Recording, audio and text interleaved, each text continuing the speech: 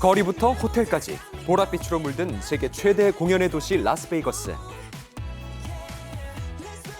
지난 8일 엘리전트 스타디움 앞은 오전부터 수많은 사람들로 북적였습니다.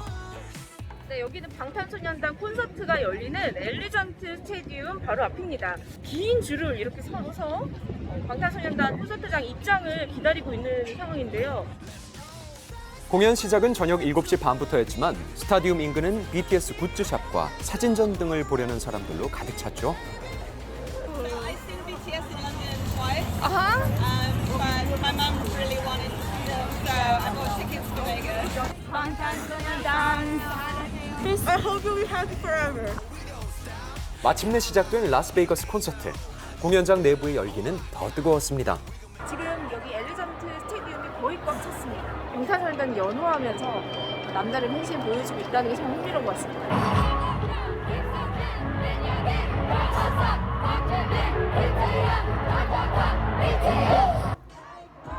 팬들 앞에서는 팬데믹 이후 세 번째 대면 공연을 펼친 거죠.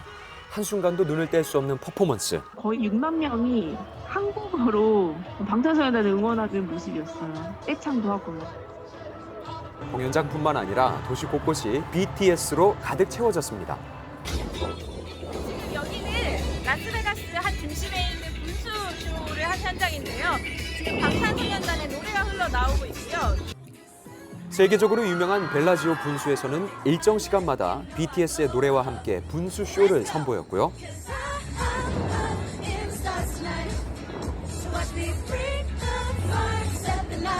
방탄소년단이 좋아하는 그 떡볶이하고요. 붕어빵하고 되게 그런 거를 이제 맛보면서 방탄소년단이랑 같이 약간 동질감을 느끼는 그런 거를 체험해보고 싶어하는 팬들이 많이 있더라고요. 공연 이후 라스베이거스의 클럽 곳곳에서도 BTS의 노래로 가시지 않는 공연의 여운을 나눴습니다. 그 스테디움이 2020년 7월에 오픈을 했다고 그러는데 지금까지 6번의 콘서트가 있었어요. 다 1회성이에요. 다 1회. 이렇게 BTS처럼 2주간 4일을 한 적은 없어요. 2주라는 장기간의 공연 일정에 라스베이거스 또한 화답하듯이 온 도시를 BTS의 상징인 보라색으로 물들였죠.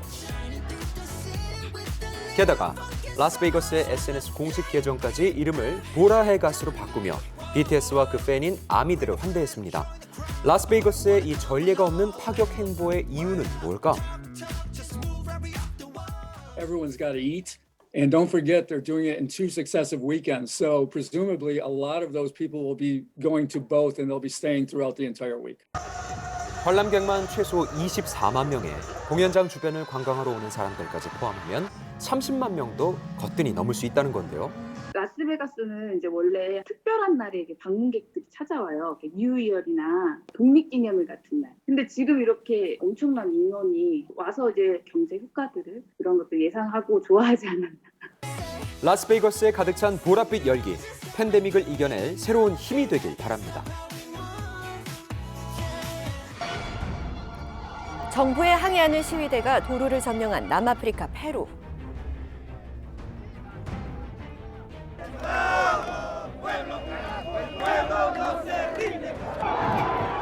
무장한 경찰과의 충돌까지 서슴지 않는데요.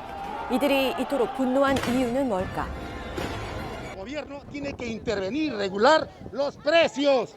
Tiene que regular los precios. Ahora todas las cosas han subido. ¿Qué cosa va a comer la ciudad? La ciudad va a morir de hambre. 예, 최근 며칠 사이에 물가 인상이 된 부분을 보전을 해달라고 정부에다가 요청을 했는데 뚜렷한 답변을 주지 못했어요. 그러다 보니까 전국적으로 파업을 진행을 한 거거든요. 밀가루, 설탕, 닭고기 등 식료품 물가가 40% 이상 폭등하는가 하면 기름값은 무려 50%나 올라 사람들의 불만이 폭주한 겁니다. 하지만 Todo el mundo sabe cuál es la razón fundamental por la cual se han incrementado los precios.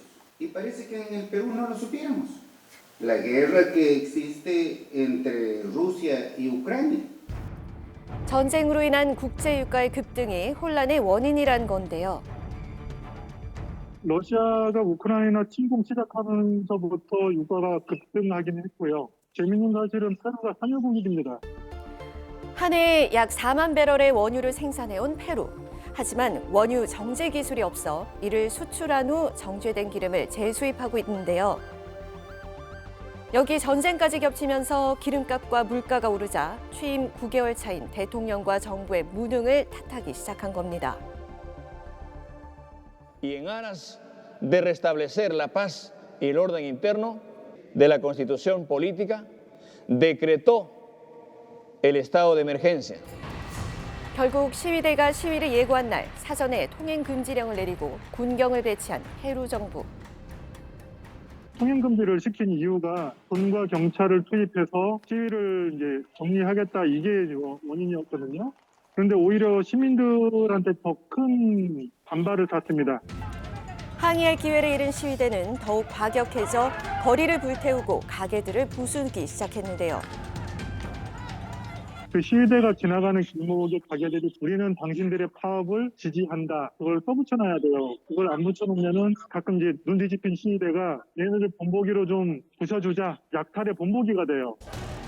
표식 없이 문을 닫은 가게를 부수고 들어와 상품들을 모조리 훔쳐가는가 하면 시위에 동참하지 않은 사람들을 향해 돌을 던지는 시위대. 심지어 통행요금이 비싸다며 요금소를 불태우기도 합니다. 극심해지는 갈등에 해결책은 없는 걸까? 아마 대통령이 스스로 내려오게끔 사임하게끔 시위는 계속될 것 같고요. 대통령 임기 1년 전후로 해서 큰 일이 벌어지지 않을까 싶습니다.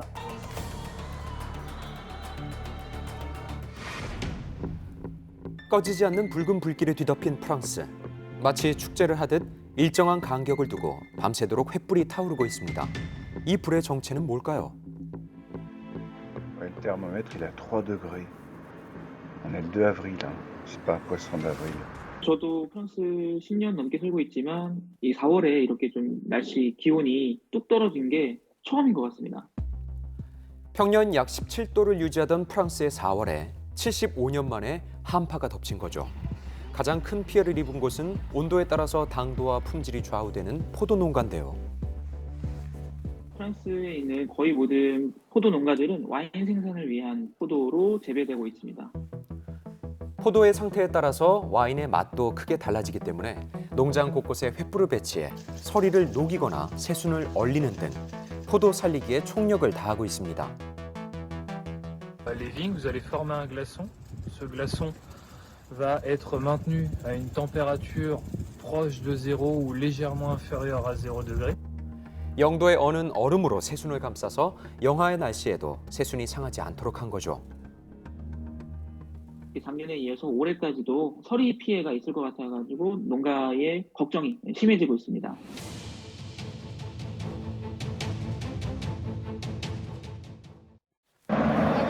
한편 또 다른 불길에 휩싸인 프랑스 마르세유. 지난 8일 축구 경기가 열린 마르세유 경기장에서는 말 그대로 불꽃이 튀기 시작했습니다.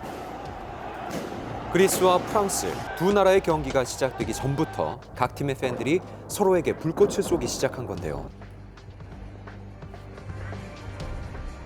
프랑스에서도 특히나 이제 파리와 마르세유가 가장 극성 팬이 많은 지역으로도 알려져 있어요.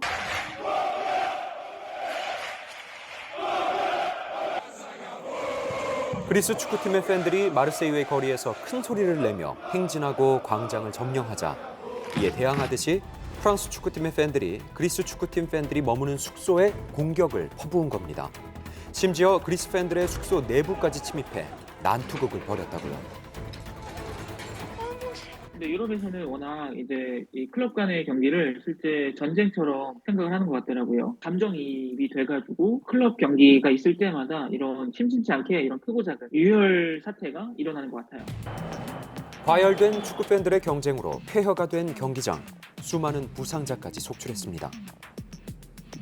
We have a lot of wars in the world. We don't need to have also in football. It's a very bad image for your city, for Marseille.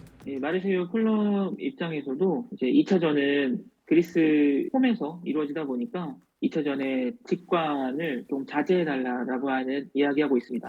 세계 공통의 언어, 스포츠. 남은 경기 그에 걸맞은 평화의 시간이 되길 바랍니다. 한편 끊임없는 게릴라와 시위로 몸살을 앓고 있는 콜롬비아. 지난 4일 수많은 오토바이가 수도 보고타로 향하며 도로가 가득 메워졌는데요.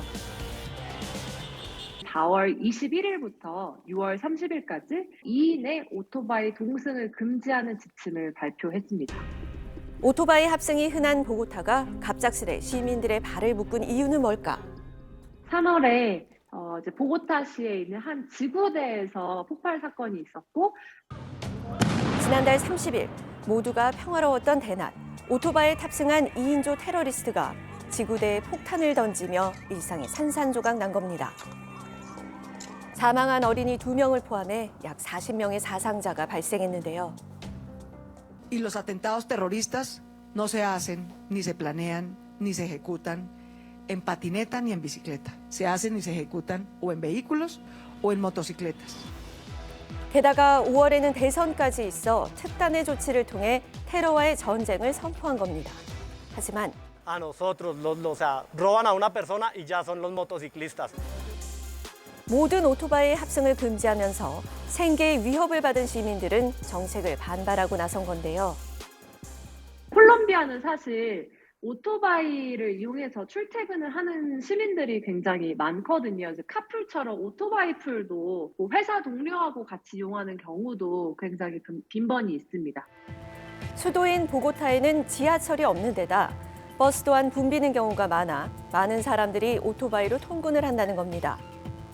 시민들의 강력한 반발에 타협점을 찾았지만 동승자의 성별을 제한하는 데 그친 콜롬비아.